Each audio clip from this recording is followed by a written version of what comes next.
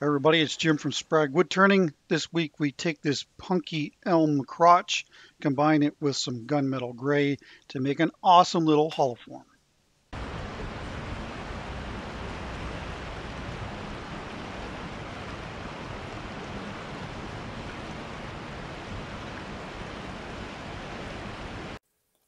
So the first thing that we need to do here is round both of these pieces. This is, like I said earlier, elm, and it's certainly past its prime. I did slice it in half and put it in the kiln. It was in the kiln for probably a couple of months, so it's good and dry. I didn't get this top part cut off perfectly, so it was kind of stuck up in the air. So I decided to cut that off before rounding it. So, I have a bunch of these templates that fit the different containers that I use to do casting in. There is a video actually on this circle cutting jig if you're curious. And sometimes the hardest part of this is trying to line up that hole. So anyway, you just push the rig forward. I've got some marks on the left side, and then you just round the piece. It's very simple, very efficient, and it gives you a perfectly piece of round wood when you're doing casting. As you can see by the outside of this, it's sat around for quite some time. Lots of cracks, checking in it. All the outside of it, you can tell where the worms got into it, and there's actually wormholes in it as well. But this is the great thing about resin, that it allows you to work with pieces like this that ordinarily you wouldn't be able to work with. And like I've said previously on the channel here, like it is absolutely fantastic. I really like working with these resin pieces.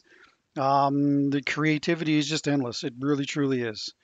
So before we do any casting though, I want to make sure that I clean up all the surfaces. Again, I want to make sure that there's no issues with adhesion. So I'm just using a brass brush mounted in the lathe here on my Jacob's chuck, and it does a really good job cleaning it up, as you can see there. Again, there was lots of, I'm not going to say lots, there were a few wormholes in this, or bug holes, and the pieces were probably about half the weight of what they normally would be.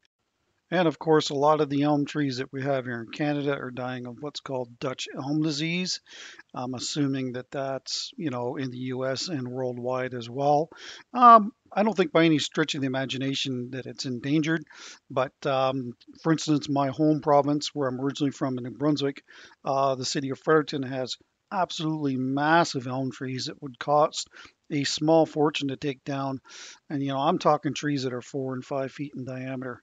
It's actually called, I think the city is called the City of Stately Elms. So the problem with using buckets like this is that they're tapered.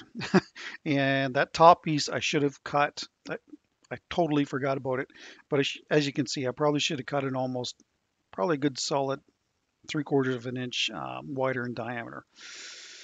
So we're just getting ready for casting here. I've got my big rock to hold things in place, and just putting some tape on here to make sure that things don't float. This week we're going to use deep casting epoxy from Designer Epoxy. And I will remind you again that in the description down below there is a discount code, Inlay Jim, to get 10% off your next order. For a project that's going to take as much epoxy as this is, deep cast certainly is the right choice for this. And I don't think that we've used this on the channel yet, so I decided that gunmetal gray was going to be it this week. I think I've done maybe 2 or 3 black castings like this. So, but I've never done a hollow form, which this is going to be, as you've seen in the thumbnail. It's funny, when I was mixing this up, it looked really black looking down on it, but as it's pouring here, you can actually see certainly the gray part of this. All right, so I know that may seem to be a lot, but this stuff is really punky, and I'll be surprised if we don't have to add more resin. So I'm going to put this in the vacuum chamber for probably about an hour, hour and a half, and then we'll see where the level is at after that. I am finding that the more I work with resin and epoxy, that, when you're working with really punky pieces like this, or pieces that have a lot of voids, the Bansenka pod vase probably would have been a prime example of that. If I had have used a vacuum chamber prior to casting it or putting it in the pressure pot, that, I probably wouldn't have had as many voids to fill um, on the finishing side of it. So from now on, and I don't see the real need to do this with all woods. If you've got a good solid casting, I don't think that you really need to put it in the vacuum chamber. It certainly won't hurt it. But anyway, it's just kind of how I'm going to approach these castings from now on, especially when you're working with difficult ones like this. And you can see the tons of air that are coming out of this.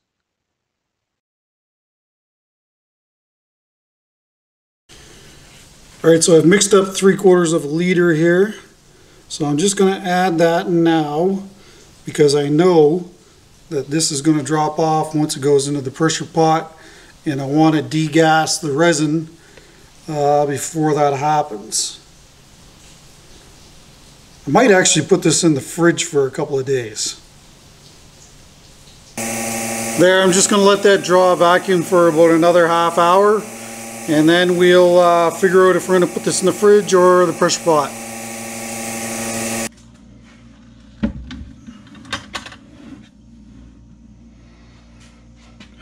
There we go. We'll see how that makes out. I don't know. I'll check back on it every day and see if there's anything happening, and if anything does happen, I'll let you know. All right, well, I thought that I would give you a little update on this. Set this down here. So this has been 3 days, and as you can see, it's still not even close to being cured. So, I just took it out of the fridge, and I think I'm going to leave it out. It certainly has gelled up, but, obviously nowhere near being cured. So, the other thing with this is I also added an additional, I think it was 600 milliliters of resin, because the resin level had dropped way off. So anyway, I'm going to leave this on the bench, and I know that it's going to cure. I'm just hoping that this has really slowed down the process enough where it's not going to thermal crack. But I guess we will find out in 3 days. All right, so I think we're good to go. It has been, it's been 6 days since I put it in the fridge. I didn't use any mold release in this, and there may be some people asking why. My fear is that you're going to put the mold release in whatever casting bucket that you're using, and then if you put it in the vacuum chamber, all that turbulence is going to stir up the mold release, and I'm just really worried about it affecting projects like this. If I was just pouring resin in here, and I'd say, okay, that's good, I'm not worried about it, I would use mold release. But anytime that I'm using the vacuum truck from now on, just to make sure that there's not going to be any adhesion issues, that's why I prefer to not use the mold release if I'm going to be using the vacuum chamber. All right, let's see if we can get this out.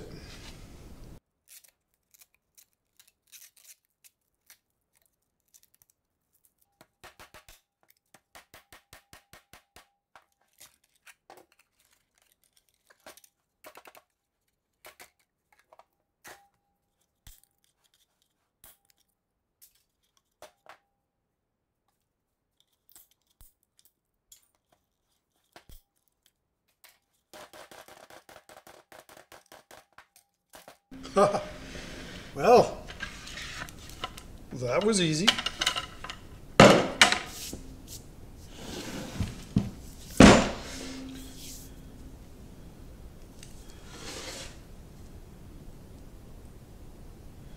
Don't see any thermal cracks, that's good.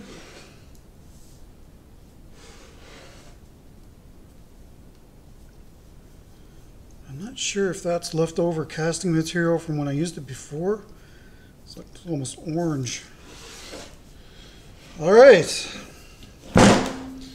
Well, there's one center.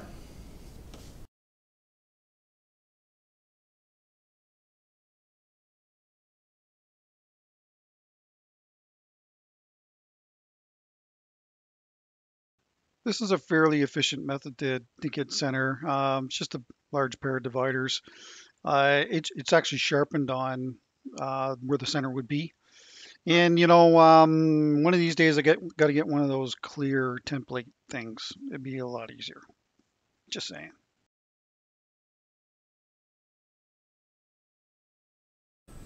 Well, that ain't bad now, is it? That's the beauty of using the bucket. There is a center usually in the very bottom of the bucket. And then once you get the other center on the top, usually when you put these pieces on the lathe, they're pretty true before you even start.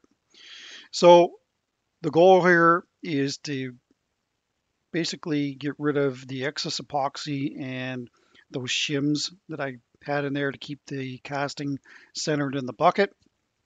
And then once, at this point, I'm still not sure what's going to be the top and what's going to be the bottom. So getting it down to the original raw wood is the priority here. And then once you have that, then you can make a decision on what direction you want to go with it. I should also mention that I'm using the Hercules here. There's kind of our first look at it. That elm, I mean, did it ever soak up a lot of epoxy? So in total, if my math is correct, I think that it's probably 3.5 liters of resin is what went into this piece.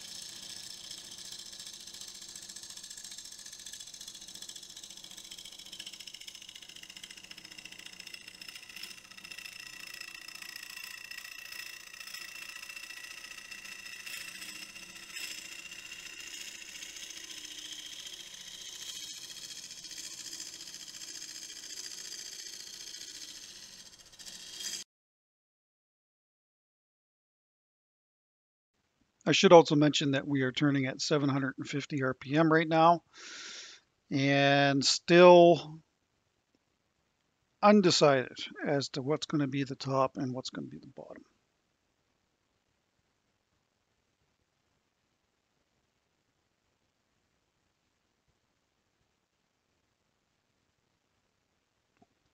There's our first real look at it. As you can see, there's a lot of resin staining because the punkiness of that elm really ate up a lot of that resin along with the pigment. So it. I always say it, but to me sometimes it's really baffling how much resin these pieces actually essentially draw in, and in a sense stabilize. It's not stabilizing in the traditional sense, but it certainly does a very good job doing that because this thing is a lot heavier now than it was. Even in its, if you took those two pieces before I cut them, this piece is still heavier than the two of them combined. I should also mention that I'm referring to the finished form. The two pieces, the two halves, weigh less than the finished form does. So, the fridge was a success. I think that if I had to just throw this in the pressure pot, that it probably would have been an issue. So in the future, you'll be seeing a lot more use of the fridge when I'm doing really large pours, such as this.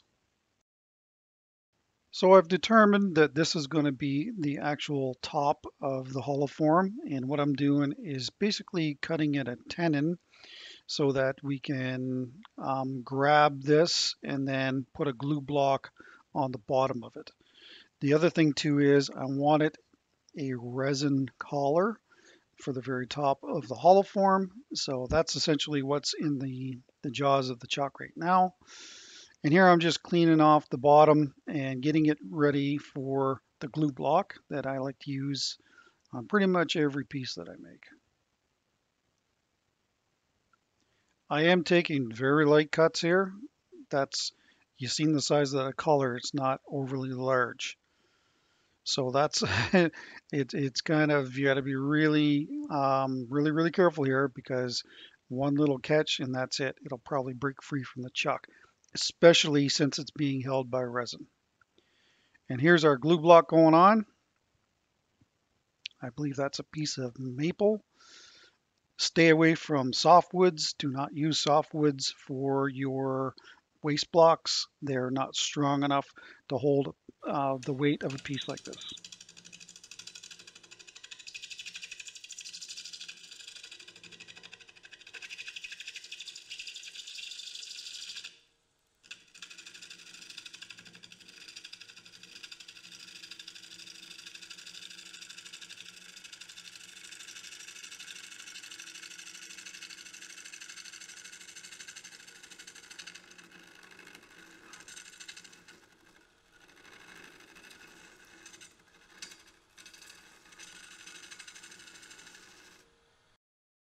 Here I'm just using the 5/8 bowl gouge to whittle this tenon down to the right size. There's the go, no-go gauge that I have. Just a quick reference. You could use a Hercules here, but I do find that the smaller cutter tends to clog up with a lot of that excess glue that you would have seen on the very base of this hollow form. So that's why I use the gouge.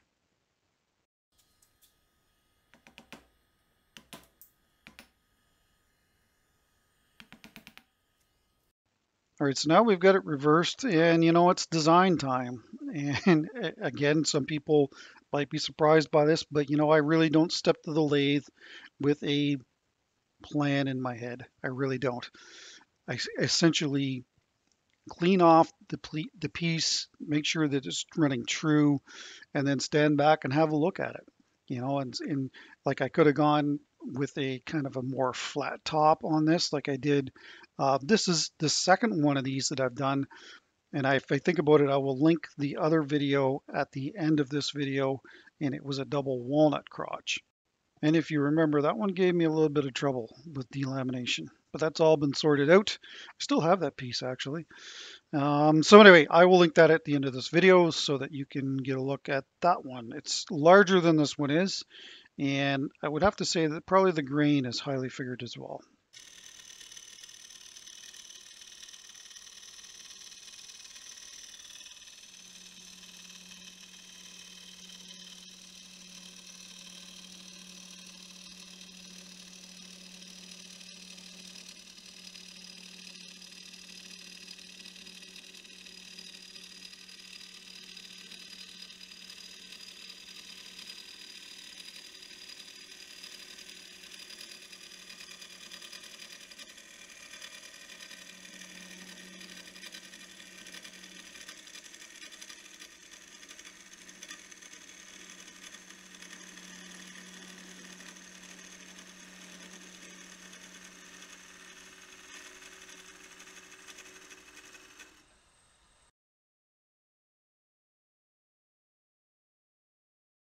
Like I said before, the Hercules here, you can treat it pretty much like a gouge. It's got some little things that are different, but for the most part, you can treat this thing like a gouge. And if you are interested in getting any of the Hunter Tool Systems tools, there is a link in the description to 10% off your next order. So, just working on final design here. A lot of the footage has been cut out of here. I think in total there was something like 6 hours of video to edit here. So that gives you an idea of how long it takes to make these pieces. And yeah, there's some moving the camera around and doing some setup in that regard. But there's still a lot of it that I didn't film. So it's really surprising to me sometimes when I sit down to edit these videos how much editing that I actually have to do. I should mention that I'm using the Phoenix here, and it's got a small little cutter on it, so you can get up underneath that collar and kind of dish it out, if you will. Yeah, it's good tool for little spaces like this. I really like this tool for little fine detail. So time to drill the center out here. I think I started with a 3/4 inch bit, and then eventually I switched to, I believe it's 1.5 inches. That's the diameter of the Jacob's chuck, so I could go all the way in to the base of this hollow form and not hit on the Jacob's chuck as we're drilling this out. And just using my fancy depth finder gauge. All right, as you can see, I've got the steady rest in place. This is the one-way captive system. If you're new here and you haven't seen this before, it has a laser. Got it set for, it's probably a ½ inch or so. Let's get this hollowed out. So this is where I cut out a lot of the footage. There's really not a whole lot that you guys can see, really. I do show you inside the form near the end here, but you know, it's just kind of one of those things that it's really tough to film, and there's really not a whole lot to see. One thing to really keep in mind when you're doing this, even if you haven't done any hollowing, make sure you turn the lathe off regularly and blow out the form, because what can happen is if you get too much material in there, it will actually pick the tool up and kind of slam it down on the tool rest. So you know, you certainly don't want to do that. And yeah, I mean, hollowing this piece went fairly smooth, didn't have a whole lot of issues.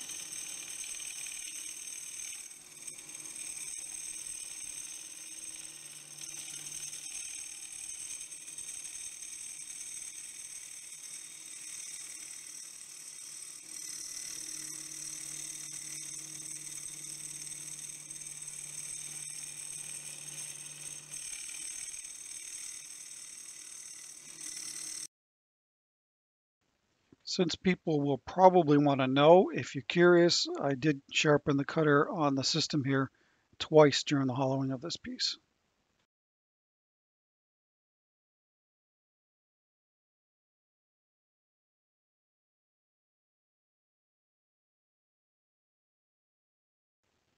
So here's a shot on the other side. And again, you know, this is for the new people.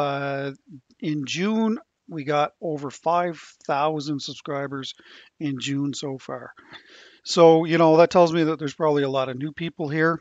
The great thing about this laser system is you see the laser on the hollow form, and when the laser gets elongated on the side of the form, or when it drops off and disappears, then you know that you've achieved your wall thickness.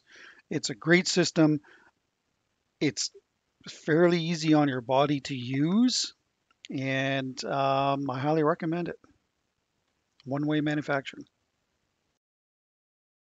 All right, so the last time I used this rig, I said that I really like the setup, except for the fact that it seems to stick a little bit, especially in the back here in the captive system. So there were a lot of great suggestions out there. I found this at Lee Valley, and it's Bosch stick Glidecote. And what I've done, I've done my tool rest, the bottom of the tool here, all along the back side of this, and of course the captive rails as well. And let me tell you something, it slides very, very nicely. So, you know, I had a product like this years ago that you could spray on your table saw and keep it from rusting, and it didn't affect finishes. And according to the manufacturer, this doesn't affect finishes either. So I got this at Lee Valley here in Canada, and if I think about it, I will put a link in the description down below. I thought I would pan the camera out so that you can get a look at the rig being in use like this. A lot of times my right hand is down further, sitting on the kind of the base of the rig, and you know, like I said, it's very user friendly. One thing of note, you'll see that I've got a self-powered respirator on from Trend, the Air Pro Shield. If you're not protecting your lungs, people, you need to get something to make sure that you are. Some of these woods can be really nasty, and of course resin, well, you know, you really don't want to be inhaling any of that either. So here you can see where that laser is getting long, so we've achieved the wall thickness that we're looking for, and we're almost ready for sanding.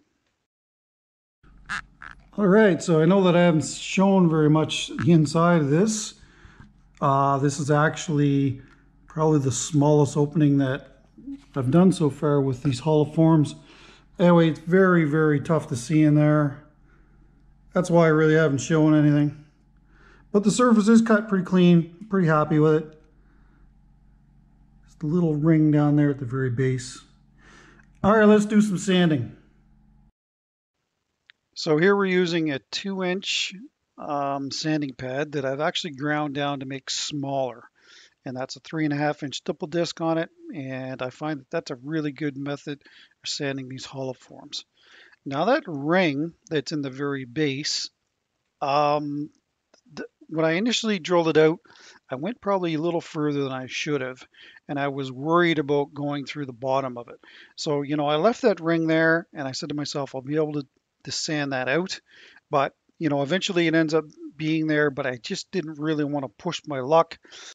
After all, it is on the inside of this hollow form, and, most people are never going to ever see it. Just doing a little bit of final shear scraping here before we sand, and I should mention that on the outside I sand it from 60 to 800, and I think I only went to something like 120 on the inside, but I was having a really hard time trying to sand that ring out just because it's straight on the straight in the form. If it's off a little way, then it's no problem to sand that. But those ones that are straight in the form, very difficult to sand. Like I said, it's there in the end, and it's not really a big factor anyway. So before we put any finish on, of course, we're going to buff with the Triple E compound from the BL buffing system. And then, of course, we got to clean it up with some denatured alcohol prior to the finish going on.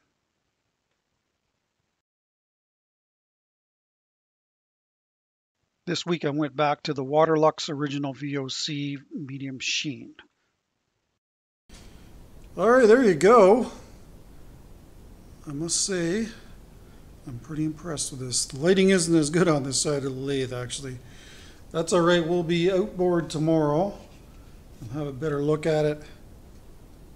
I mean, loving that. Resin staining, all of it. All right, we'll see you tomorrow for the second coat. And again, this is for the new people. That's the BL buffing system, the Triple E from it. And I use that to just flatten out the finish and take out any lumps and bumps prior to the next coat of finish going on. And of course, don't forget that denatured alcohol. That's so important. Well, good morning. This is the second coat of Waterlux. The way that this doesn't really seem to be taking a whole lot of finish, so I'm thinking that 2 coats is going to do it. I didn't show it in the video, but I actually put 2 really heavy coats of the Waterlux on the inside of this form as well. I really like the resin staining, how it's all gone into the end grain on this piece. A little hard to show here, but anyway, I'm thinking we'll be able to cut the waste block off this tomorrow and get the bottom done. So I figured the best way to do this would be my vacuum chuck. Again, when you've got no support with the vacuum chuck, it's very important to take very light cuts. Getting a catch here at this point would probably be very devastating because it would pull the form off the vacuum chuck and it would be dancing around the shop. So if you're going to use this method, make sure you use very light cuts. And if you do, and you're drawing a good solid 25 inches of vacuum, you shouldn't have any issues. And just a little bit of final sanding on the base prior to putting my signature on. Now this time I decided to use the engraver. You can see how dark the bottom is, and it would have been very hard to write all the detail on the very bottom of the piece. So that's why I decided to use the engraver, and it actually worked quite well.